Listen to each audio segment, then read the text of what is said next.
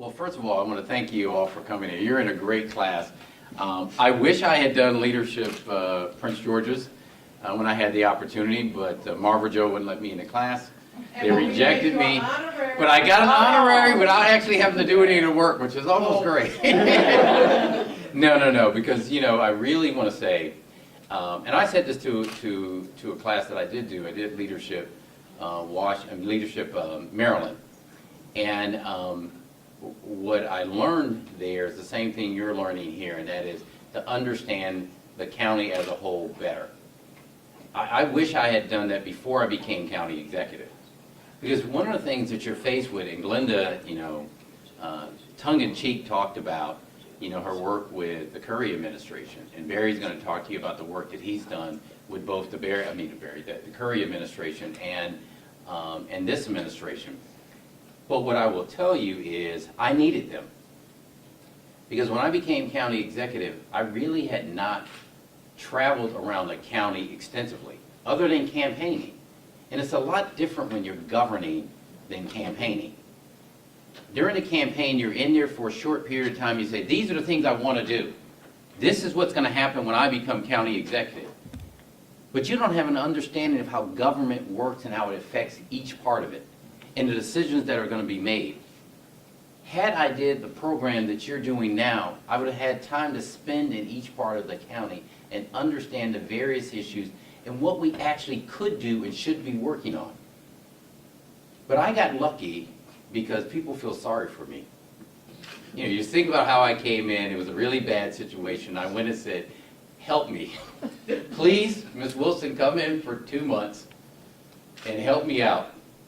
No, she thought it was really for 2 months, but you should know that was never going to work. And she's still here. Please, Mr. Stanton, leave your comfortable job out there in the middle of nowhere. Little Frederick, he had everything running wild, running great. I said, come on, it's going to be an easy job. But really what I needed were people who understood how the government worked and could help me through those first months. Because the ideas, and Glenda's, said this, I had a lot of ideas. I had wanted this job for 8 years. So you have 8 years of thinking about what it is you want to do. And if I could get in there, I would do this. I would see what was going on. I said, I want to do that. So I came in with all these ideas and no idea that you actually could not do any of those things. That there was a structure. That, as Trump is learning, you're not elected emperor. You don't go out there. It's not a business where you can go out there and say, this is going to happen. There are council members, there are legislators, there are regulations, there are rules, there are unions, there's a budget constraint, there's the inability to either raise taxes or lower taxes if you want. There are outside forces like Wall Street, which I describe to my kids as like doing the Iron Bank on Game of Thrones, where these mysterious people you pay have tremendous ability over your life. And then there are outside market forces which you interact with. How do we get the business community to have more faith in Prince George's County? Because believe it or not, that matters. If they don't have faith, they won't invest. How do I get residents to have more faith in our education system? Because it matters. Not just because we can get them to put their children in our school, because the way they talk and act about our school system determines the price values of Prince George's County's homes, which also determines our ability to bring in the FBI or Amazon or anybody else in these forces. No one ever said that was going to be a case when I became county executive. Healthcare. Many of you deal with health issues in your day-to-day lives right now. But as county executive, no one told me that one of my number one priorities is how do you not only have access to quality health care and to build a regional health facility, but how do you then deal with the outside forces being the state relationship to the Affordable Care Act or the federal government and what it's going to do around the Affordable Care Act and how that's going to impact the insurance companies that come in here, and that in fact impacts how much money that we have. None of that connects when you're running. But had I sat where you're sitting and done this leadership class, I'd have been able to talk to people who would have told me that. I would have been better prepared. Like I said, I got lucky.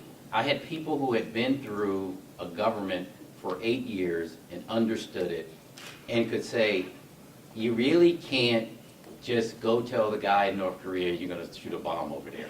Sorry. You know, that actually means that people, not in North Korea, but people in Europe get frightened and they start closing down your markets.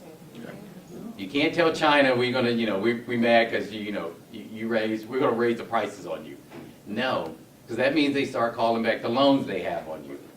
Well, as county executive, you can't come out there and say, you know what, I've just decided, you know, I'm going to give all the money to education. Okay, well, we have employees here, 6,000 of them. They don't work for the school system. They just heard you're going to fire them because they understand you don't have any money. The police department, you know, I've decided during the campaign we're going to have, you know, 15, I think it was like 2,000 police officers. We're going to match DC. That's what I said during the campaign. We're going to match DC, which has 30, 35? This is your old job. Almost 3,800. 3,800. And we were probably at maybe 12 or less than that. About 12. About 12. Well, we're going to match DC. What people heard was the police department heard, thank you. Everybody else heard, that guy's either going to increase my taxes or I just fired everybody who works for the government. But luckily you have people in the government who came in and said, you do realize when you said that, here's what's actually going to happen. And you got to walk back it.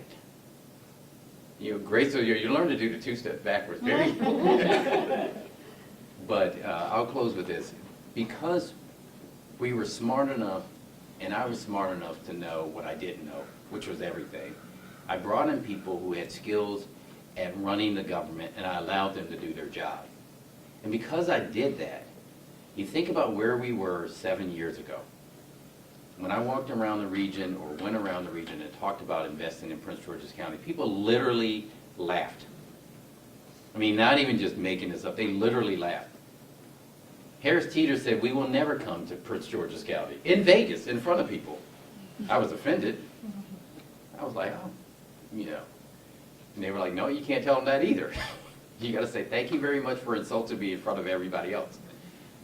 But there are 2 Harris Teeters that are going to be opening in Prince George's County. People said Whole Food would never come here. We're opening the Whole Food here, and it's going to be a development. Because I listened to people who actually knew what was going on and could construct it the right way, 7 years later, at a place where we were just talked about as the foreclosure capital of the United States, homicides going up, we lead the state in job creations.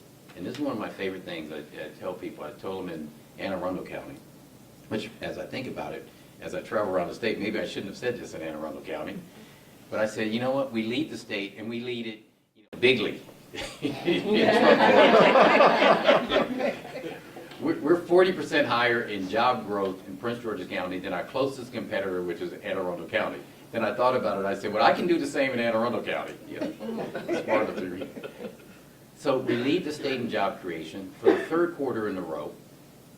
We have the highest home values rising anywhere in the states, in the state of Maryland. We have $7 to $8 billion worth of development that's going on in this county. And with everything going on, our crime rate is at a 30-year low, and it's continuing to drop. Our school system, with its problems, you know, has seen our graduation rates go up.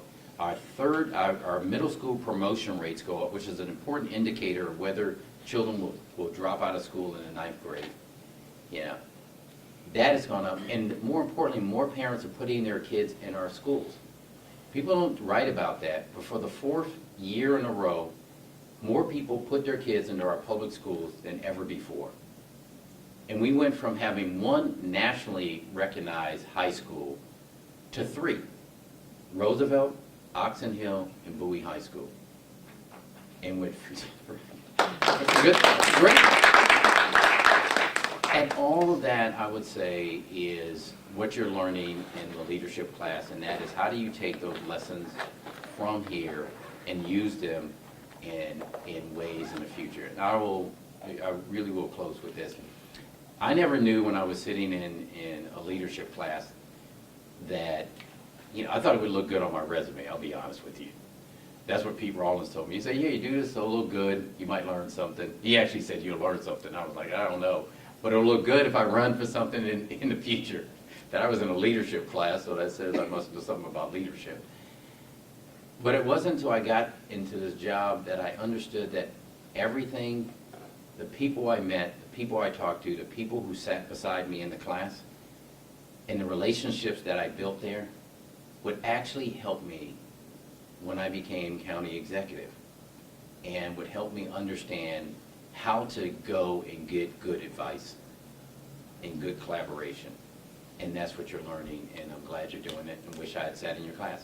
Thank you, but I'm glad I got the pen without having to do it. Thank you.